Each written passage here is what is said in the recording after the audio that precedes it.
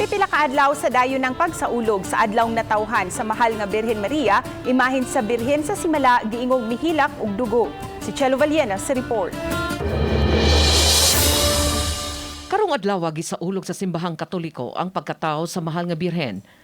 Septyembre 6, samtang gipahigayon ang nobinaryo sa pagsaulog sa iyang adlawng natawhan, giingong mihilak ang mahal nga Birhen sa Simala. Nagtuo ang magtiayong Virginia og Dodong Baez nga dugo ang gihilak sa imahin sa Birhen. Dili mahulagway ang gibati ni Dodong nga sagol kalipay og kulba. Gani uwa sila makatuog ni atong higayuna tungod kay sentro sa ilang hunahuna ang paghilak sa imahin.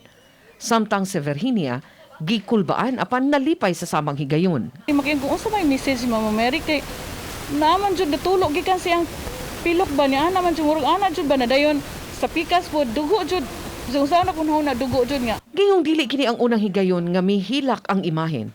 Apan karon lang kuno nga dugo ang nimigawas. Nay nana man na siya. Nahilak man na siya na anong dugo man.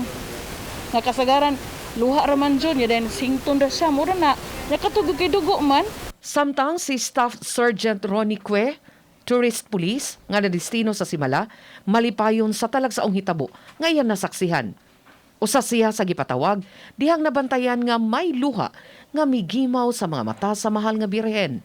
Sa kadugay na ako na-assign dire, kato pa ko naka-witness ba og tinuod nga nagmilagro ang kuan ba ang mahal na Birhen. Dili man makaingon si Cue nga dugo ang migawas sa mga mata sa imahen, apan alang kaniya, bulahan siya nga nakasaksi niini. Giablihan siya pero i-picture ra pero wa gyud nga gihilabtan tong kuan ang katong pag kuan ako mo to ako gibidyohan.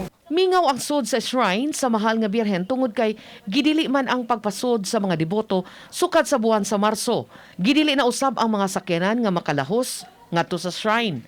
Gikinahanglan pa silang mulakaw og 1.2 kilometros aron makasud sa simbahan ug makapanagkot. Uban ni Renante Quiñones, Chelo Valiena, Balitang Bisdak.